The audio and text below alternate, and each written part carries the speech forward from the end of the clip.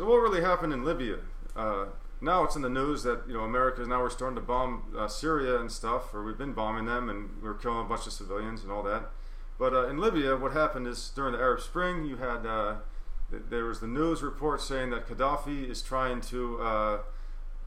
killing his own people, and we have to take him out. The world must act. Obama has to do something. And then you had this whole propaganda campaign. There was something like one of Gaddafi's sons, tortured one of their housekeepers or something, which is, this was in the news. And then you had like a video that was out there of there was supposed to be a woman being raped by one of Gaddafi's soldiers. And what it actually was it was like the audio. It was found to be fake because it was the audio from like a porno in Libya, and it was like the only one, so it was pretty easy to find out. And then what else happened? So anyway, so America starts bombing the hell out of Libya, and so Gaddafi, he retreats to a town where he has support, and he's surrounded by these rebels, or whatever, these people against the government. Who are these people? Well, it's funny. Gaddafi was trying to reconcile between trying to do a reconciliation between the Islamic extremists and the kind of regular people. So he let out a lot of these Al-Qaeda-minded people from his prisons, and they went around and helped to take him out of power. And so what they do, they surround his city, and they said, "All right, we're going to invade you tonight." And then the night comes, and rather than moving in and being men and trying not to shoot the civilians and going after Gaddafi and who's their enemy, they'd say, "All right, well, we're gonna go tomorrow. You have till tomorrow." And then they let America bomb them all night. And tomorrow comes and they say, "All right, we're coming in." And then they say, "Actually, no, we're not. We're gonna come in tonight." And then they bomb them all day. And then the night comes and they say, "You know what? We're gonna give you till tomorrow." And then they let America bomb them again. So they bombed the town for 3 days. So they let America kill a bunch of civilians in the town. And then they move in when everyone's dead, or there's whatever. It's all rubble. They move in. They capture Gaddafi. They sodomize him, and they kill him, stab him, shoot him, and then they leave his body on display. So it's funny about for days, so people can come and see him. What's funny about this? Ingrid Mattson, I think she was head of Islamic Society of North America, ISNA, for some point.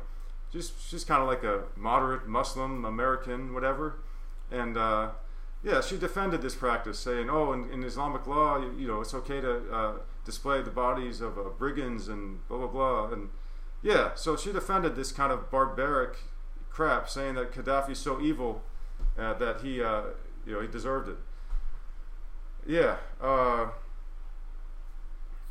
For some reason, Gaddafi is widely hated by Muslims, kind of like conservative Muslims or your general Muslims. It seems like in Turkey, Gaddafi's just evil, and in a lot of the Muslim world, Gaddafi's just this evil guy, which is kind of strange. I wonder why that really happened. I mean, he as far as so Muslims generally support Palestinians, right? So Gaddafi, he offered to fund and train and support any Palestinian group that wanted to defend their territory. So this Lockerbie bombing was not actually carried out by Libya. They were cleared from that. So they weren't terrorists in the sense they weren't killing civilians in Europe. So there's no evidence for that. However, they were bombed to hell. I mean, America did bomb the hell out of them, but that didn't stop them from recovering. Gaddafi built the largest underground waterway in the world in history, tapping into glacial waters in the desert. So he didn't let his mother stay in the house until every Libyan had a house. He had his mom stay in a tent. So then Libyans, they were provided with housing and education and food, and if you wanted to farm, you were supported. You could there's a support on being self-sufficient. He had a lot of gold. They have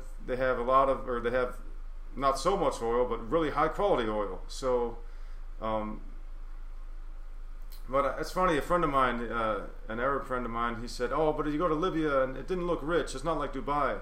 It's like, okay, that's a bad thing. Like that, there's not all these people that Gaddafi wasn't just building skyscrapers and having the roads filled up with like expensive cars that people just like trash and. So anyway, Gaddafi. Oh, another thing. The Message, the only real movie about the story of Islam, it's called The Message. It was funded by Gaddafi.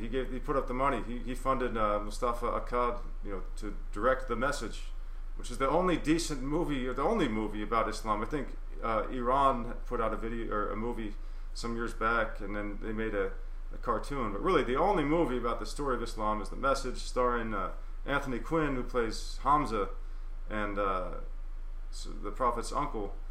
And then they really tried to keep it in line and keep it. They didn't show the Prophet. They didn't show people close to the Prophet. They tried to keep it, Islamically correct and all that. Also, he supported, I think, education of women in Libya, and he had an initiative for teaching girls the Quran. So but for some reason he's seen across the Muslim world as an enemy of Islam. I don't understand that. So anyway, Gaddafi is taken out of power, and then who takes control? I don't know, but whoever it is, they end up attacking they killed the 4 Americans at the embassy or the consulate, right? And so whoever we put in place there, it's just, I don't think it can be for any good. But anyway, Gaddafi, he had all this gold, and he was going to sell his oil, he wasn't going to trade it for dollars, and he was big in the African Union. He launched the only satellite in Africa at the time. He decided, hey, let's put a satellite up in the air for Africa. So anyway, another thing, after he was taken out of power, right? So there was this backlash. All these people were fighting, are going after Gaddafi's soldiers, and they called them mercenaries, right? So they'd say, oh, Gaddafi's bringing in mercenaries. So there'd be like maybe a family of like black Africans in Libya. Go figure, there'd be black Africans in Africa, but there were, and so some of them were in the army, and so they said, oh, these are mercenary soldiers, even though they speak Arabic. They're Libyans. They've been there for generations, and they call them mercenary soldiers. There's videos where the crowds would lynch blacks in Libya.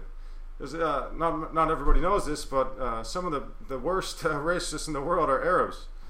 At one time, Gaddafi was giving a speech to at the Arab Union, and he apologized on behalf of Arabs for the black slave trade. And during his apology, many Arabs stood up and walked out. Whereas, and so after the Gaddafi's taken out of power, you have a lot of blacks being lynched by crowds of anti-Gaddafi Libyans, right? And we know this because people put these stupid videos on social media. Also, they rounded up blacks and they put them in cells and they made them eat the green flag. They tortured them. So it's pretty much the worst anti-black racism in the world, and that happened in Libya right when they took Gaddafi out of power.